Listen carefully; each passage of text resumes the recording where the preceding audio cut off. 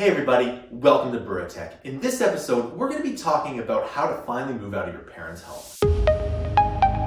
Alright, welcome back. Before we start this video, I want to make sure that you like and subscribe. The more subscribers we get, the more content we can make. If you really like this channel doesn't do a Patreon. Instead, we sell our digital products down below. The more money we get from the digital products that you buy below, the more content we can make. So, if you live at your parents' house, remember there is absolutely no shame in that. There's actually a very good reason to live at your parents' house for as long as possible. Most likely there is less rent and less expenses, and you can finally figure out what you want to do. Now, some people might want to move out of their parents' house as soon as they turn 18, and other people might want to stay a bit longer. Personally, I went to university and lived at my parents' house until I was done my degree, and then I moved out. And I knew that once I moved out, I would move out for good. So I've learned a lot of things along the way, and if I were to go back and tell myself what to do, I would give myself this advice. Now, when I was 22, I moved very far away, and the number one reason I did this was because I wanted to make sure that there was no temptation to move back in. Of course, it would be very easy if you moved in the same city to say, hey mom and dad, I'd really like to come back and live with you because, well, it's scary in the real world. And that would be awesome, but I knew that if I moved far enough away, I would have to make it on my own. Now, it was really challenging, specifically because it was the 2008 financial crisis and finding jobs was a little bit harder. If I were to move out today or any time after that, it would have been a lot easier because I could have found a higher paying job. Instead, I had to work multiple jobs while trying to get my business underway, and it was really challenging. So I highly recommend not graduating in the year of a major financial recession. Good luck with that. So depending on where you are, there are many things that you can do to help make sure that you want to become A, a really good programmer or entrepreneur, and B, not break the bank. So the question is, should you live in a major city or not a major city? Well, if you live in a major city, chances are you're going to get a lot more connections to get a job. But if that's not your goal and you just want to start a business, then perhaps the city is not right for you. Now, another thing that wasn't available when I was 22 were sites like Upwork. In fact, I did quite a bit of freelancing, and of course, everything was muted because of the global financial crisis, but I did manage to make quite a bit of money freelancing my services, and it was really good. Today, I know that I would be able to make a lot more money doing this kind of work because there are so many more options. You can find someone halfway across the globe to either do work for you, or if you know someone that needs work, they can simply find you wherever you are, and it's really good. And because of that, if you want to just freelance, perhaps moving into the country might be a better idea.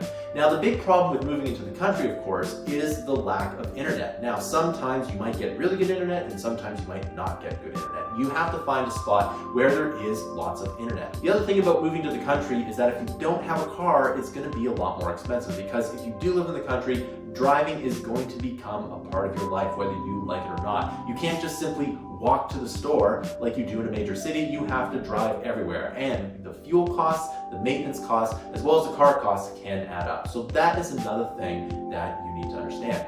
On the flip side, if you do live in a city, there are options out there where you can simply not own a car. In fact, I have not owned a car for several years. Unfortunately, Share Now, which was Car2Go, is pulling out of North America, and I'm very sad about that, because I really like Car2Go and I really wish it wouldn't go away. So going back on where you want to live, it all depends on your goal. If you really want to work at a company and perhaps get some investors, then perhaps you need to live in a big city. However, if you just want to build a business and do freelancing gigs here and there, as long as your internet connection, the country is a very good option, and I find that it's highly underrated. The other advantage to living in the country is that, believe it or not, there's actually a lot more IT-related work, because there are not a lot of IT-related people that can do that work. Things like, I need to fix a computer. If you're technically minded, there's actually quite a bit of work in the country that you might not normally get. And on top of that, the pay for these jobs can be fairly high. So there's a lot of advantages to living in the country. And the other thing about living in the country is that the rent is often cheaper than living in a big city. And if you're not living in one of the major cities like San Francisco, Seattle, or New York, then the rent can be very accommodating and your freelancing dollars can go a lot farther. In fact, you might be able to work a lot less work while getting the same quality of life. The other thing you have to really understand is how much do you need to have a social network? Now, lots of people, and specifically lots of young people, want to live in a big city because it's cool, right? And I like living in big cities too. But if you live in the country, you might not have that social connection, and that's something that you need to understand. Now, there's tons of ways of dealing with this problem. In fact, if you like playing online games such as like World of Warcraft, you can actually get that social connection from your home if you have a good internet connection. Really, if you want to live anywhere else other than the big cities, the internet connection really is the key. One thing I'm really looking forward to is when Elon Musk launches Starlink, which is a satellite internet network where you can basically access internet from all around the globe. Now, the question is how fast it's going to be. Chances are what's going to happen is that the speed of local cables is going to be a lot more than the satellite. However, it is going to dent the cable market. And this is really important because the Starlink system will give so much competition to land-based internet providers. And this is something that I'm really looking forward to. So what are some other tips when you first move out that you can do? Well, one of the things that I learned right away is to make sure you're not spending too much money on food. And when I moved out, I spent a little bit too much money. And believe it or not, you can actually save quite a bit of money if you go to deals all the time. So one thing I did is I lived off Subway's $5 sub, which is not as prevalent as it used to be, but I did do that for many, many years, and I did seem to survive. Now, of course, that's not the healthiest option for you, and one thing you have to remember is that eating really healthy can be expensive. So there are ways to make sure that your food budget isn't too big, and this is something you really have to watch. So another thing that I've noticed is that if you eat all of your meals out, or you want to cook all of your meals at home, you have to basically pick one of those two options, because if you pick all meals out, you have to make sure that you're not spending too much money. But it is possible, because the reason that a lot of people don't quite understand is that if you eat all your meals at home and you throw away a lot of food, then that food waste does add up over time. But whereas if you go and eat a meal out, you only eat when you're hungry. You don't overeat. Now, the other thing is that if you eat meals at home and you have specific dietary concerns, or you want to make sure that you're really good at cooking, you can go do that option. But personally, I just like eating most of my meals out. In fact, I had rarely, if any, kind of food at my house. And if it was food, it was food that wasn't perishable. This is soup cans or chips and salsa, or something that wouldn't go bad. And that's another thing that you can do, because if you eat food at home, you always have to watch how much food you're throwing away. This is the number one thing that will put, believe it or not, eating at home to be more expensive than eating out. Now, with both options, you can eat very poorly. You can eat McDonald's every day, and that probably wouldn't be good. And you can eat a bunch of crap at home too, and that also wouldn't be good. So you always have to look at what you're eating, and it will affect your performance. You do have to eat moderately healthy, especially when you're young, and food intake affects people differently. So some people can eat McDonald's every day and nothing really happens. And other people, if they do eat that, they start to see mood swings and they have a whole bunch of different adverse effects to eating that food every day. So you have to find out what's good for you and how much healthy versus unhealthy food you can eat. So another thing that I've noticed is that you always have to look at your expenses, whether that's internet, cell phone, water. It doesn't really matter what expenses that you're looking at. You have to look at it every 6 months to a year and see if there's a cheaper option. So I recently just switched cell phone plans because the new plan is a lot cheaper and I get actually more things than my old plan does. And I always have to look at it because sometimes there are new deals out there. And if you look at it every 6 months, you look at all of your expenses, you'll be able to figure out how much you're spending on each specific item and if there's a better option. In fact, you do want to go down this road because oftentimes internet and cell phone providers compete with one another, and sometimes you can use that as leverage. You can say, how much would you like to get me off that other cell phone company? And they might give you a special deal for a few months. And every dollar matters. Which brings me to my next point. Every dollar matters. Remember, if you can save a few dollars here and there, it does start to add up. If you manage to save $10, that might be 1 or 2 lattes for you to enjoy at a specific time. And if you want to do that again and again, that does really add up. Now, the best thing you can do with the money that you save is to literally put it in the bank and save it. You really want to get in the habit of putting at least some money in the bank every month. That can be $20, it can be $100, it doesn't really matter what it is. Save it.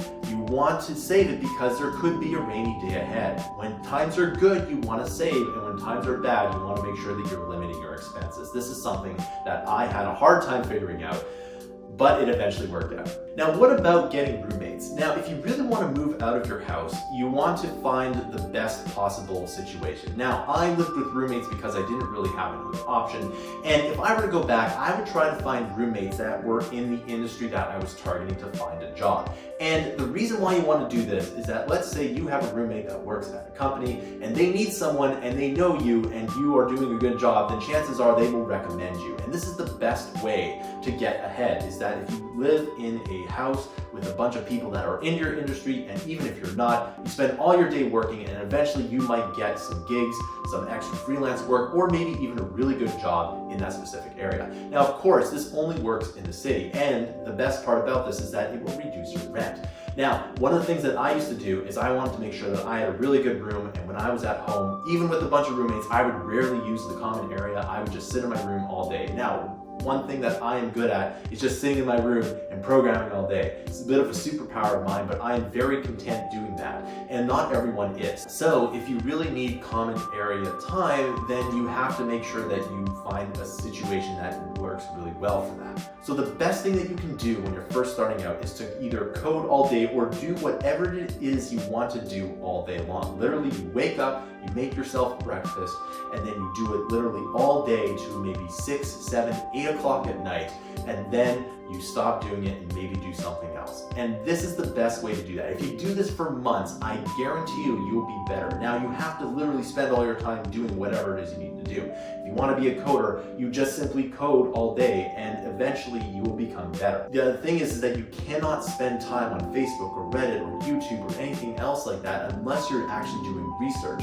And if you spend all your time coding, focusing coding all day like that, you will absolutely be amazing. Now, let's take a look at coding for a specific example. If you code all day, you need to code to your best of your ability. Now, that ability might not be as good as a person who has 10 years of senior experience within the industry, but it will be the best that you can do. And if you really strive to do the best job you can with the much amount of focus as you possibly can, and this is true for pretty much every discipline. If you want to be a 3D modeler, a game designer, it doesn't matter what it is you want to do. If you can find some time to just do whatever it is you need to do all day, every day, for a few months, you will be better. And if you make practical projects, that will also work as well. Now, sometimes people go to a really rural area, lock themselves in a room, and do this all day so they're free of distractions. And this isn't necessarily a bad idea. The problem is that if you do anything related to technology, chances are you need the internet. Even if you need to download an API or something, you do need the internet. So that is something that you need to understand. And it's not like you want to be a musician, because musicians do this a lot. They go to some place in the woods and they play their guitar all day, and then they become really good at it. But as entrepreneurs and coders, you need a social connection or an internet connection, and you do need this to actually function. So going to a woods where there's no internet connection might not be a good option. Alright, so that concludes this video. Let me know what you did when you moved out of college. Did you live in a big city? Did you have roommates? I want to know your comments down below. Now remember that this channel doesn't do a Patreon. Instead, we sell our digital products down below. And the more money we get from the digital products that you buy below, the more content we can make. If you really like this channel, you can become a paid subscriber to Mammoth Interactive's training service. We release 20 to 60 hours of fresh new content per month. And if you're already a subscriber, thank you so much. Not only do you make this YouTube channel possible, but you make Mammoth Interactive possible. Our goal is to get to 10,000 monthly subscribers, and we need your help to get there. If we get there, we can change the world. Thanks for listening. I'll see you in another video.